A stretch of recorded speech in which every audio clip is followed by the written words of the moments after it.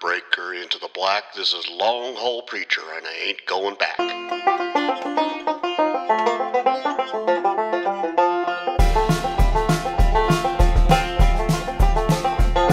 I'm a long haul preacher, and I'm just passing through with a few words of wisdom while we're taking in the view.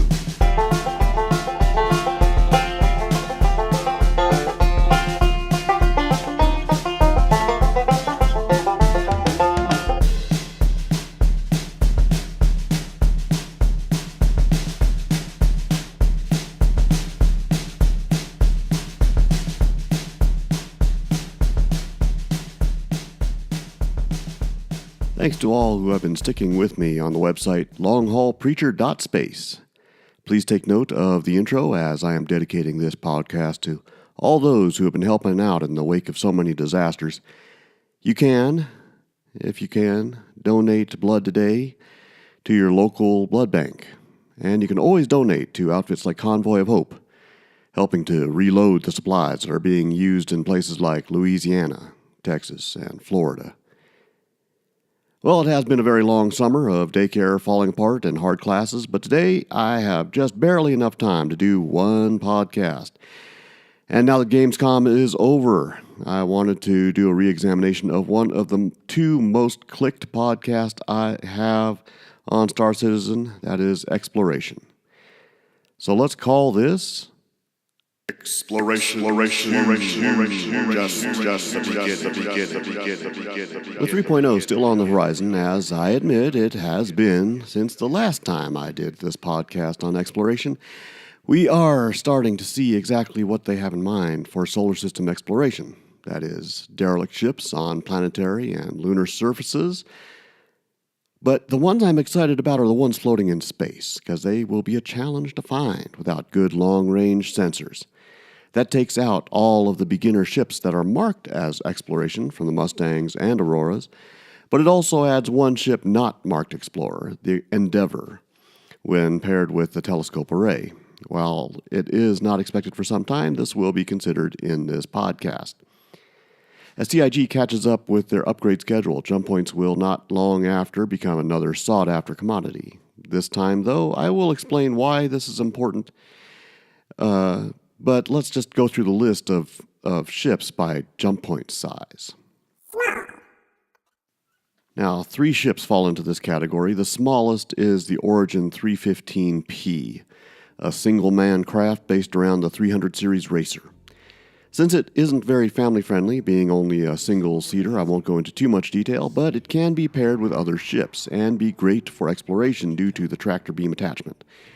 To this point, most reviewers are also calling it a paper tiger, so don't expect it to help out much in a tough fight. But maybe you can do a hit-and-run fighting technique to help out. What Chris Roberts said was going to be one of the 2 career starter ships in the series of career starter ships, the Terrapin. A 2-man crew ship with a pilot and scanner seat is a good starter for a couple and a great starter for traversing small jump points. The current assumption is that it will have 2 beds as well as for those long-distance trips, but you will be thankful for the addition of added defensive capabilities. Now, what do I mean by that? Small jump points will be plenty, but newly discovered ones won't be much more than exploration fodder without something a little extra on the other side. The reason? Only the smallest ships can get through. For trade and profit, it will be difficult if the system on the other side is not of great strategic or material value. So you will want something sturdy because chances are there's something hard-hitting on the other side.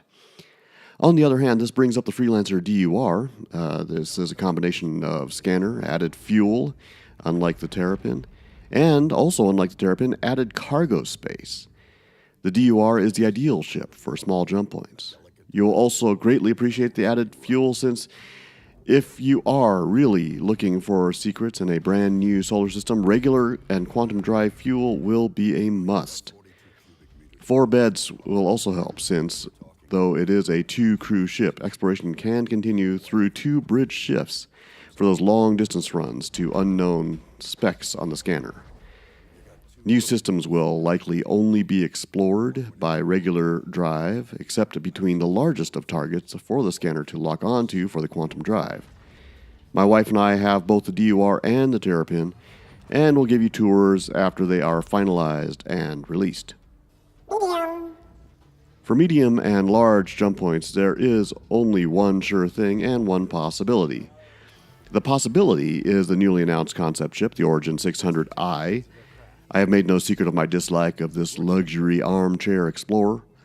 The slightly longer and over twice as massive 600i might fit in a medium jump point and appears to have adequate defense. But unlike my pick, it has a crew of 5 due to 2 scanning seats, 2 gunner seats, and the pilot. It also has no added snub fighter or scout, unlike the Aquila and Carrack. In general, it gains in looks and in-system speed while dropping in overall appeal in added seats and lack of a scout or snub. Now, the newly redesigned Aquila does have a snub fighter, the Merlin, as well as the known luxuries of personal storage and bunks for 4, and packaging the large Ursa rover. Now, what we do not yet know because of the new Ursa rover is how limited the cargo space is in this redesign. It seems to take up the entire cargo space. In general, the cargo space is still much larger than the 600i. However, with either one, we do not know how their rovers will directly affect cargo space in either ship, at least not for certain. Medium points at least open up the possibility for more useful trade routes by allowing for bigger cargo ships. Having the added snub fighter helps with exploring new solar system planets while continuing to explore the rest of the solar system. You just drop off the snub and rover on a planet and take off again to continue scanning the rest of the system. Expect mediums to be the next highest in number of jump points and a good financial haul for the finder. While the Aquila is a good investment, if you can afford it, the Freelancer DUR with say one of the space bikes will do just fine in a pinch, and there is a slight chance that it might even provide slightly more cargo space. There is currently only one designated explorer for large jump points, but finding a new large jump point would be a dream come true for anyone looking for the big bucks. The reason is you can push just about any size ship, to our knowledge, through the large jump point, even a capital ship. To the economy, this means a new trade route, assuming the route is safe and goes to a system that is either ready for colonization, full of friendly aliens wanting to trade, or simply a shortcut to other locations.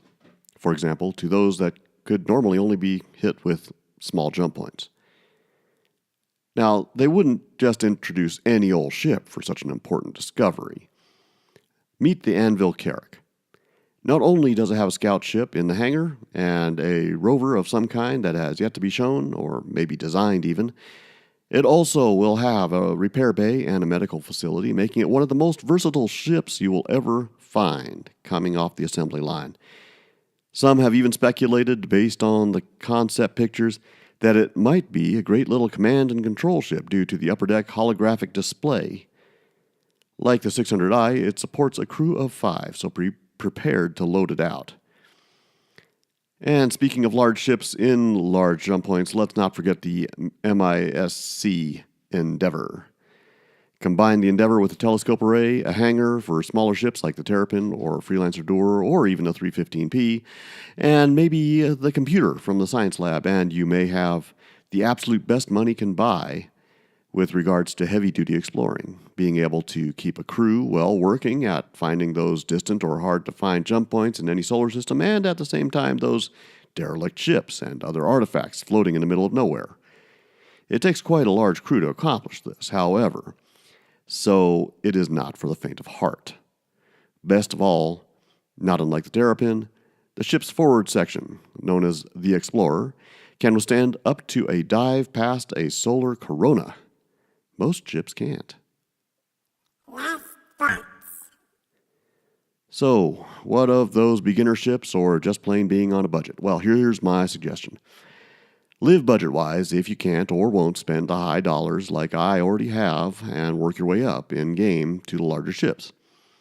The 315P is still pretty low, $65 I believe, and is the lowest price of the true exploration ships, so trade out one of the Mustangs or Auroras in your family's beginner ships for a 315, so you'll have at least one scanner available, and then convoy out, saving up for that freelancer DUR so that you can all be in the same ship.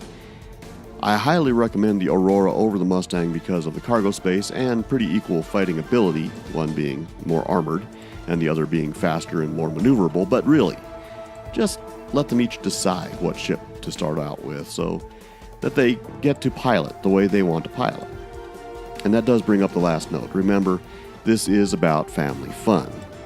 If your family isn't having fun exploring may not be the career for your family. Take a read on what your family likes and try something in the game that you play that everyone will enjoy.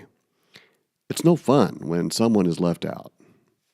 My little daughter turned 2 last May, and I'm already seeing signs of her wanting to be a barnstormer. I may just end up trading everything out and making the family a racing team. We'll just have to see in a few more years. We're in this for the long haul, folks. Thanks for joining me for this podcast. If you like what you see, don't forget to like it on YouTube or Patreon. And, of course, comment on anything you like to know about or would like to have me follow up on. I'm also on SoundCloud now with shorts since I have little to no time to podcast due to daycare scheduling difficulties. As little as $1 a month on Patreon would help towards daycare costs and increase my time for podcasting. Of course, keep up with all of what's going on longhaulpreacher.space, including upcoming casts as a returning JPL Solar System Ambassador starting up Denver local Bear Citizen groups for little future citizens to learn about space exploration. Until next time, this is Long Haul, signing off. God bless. Okay, convoy, cross-check. Let's make sure we have everything before heading out. Water supply. MREs. No, Marv, I don't think they'll be buying anything, so don't load it. Because I lost everything, bonehead, get your head out of the sand. Okay, we're flying. Convoy, move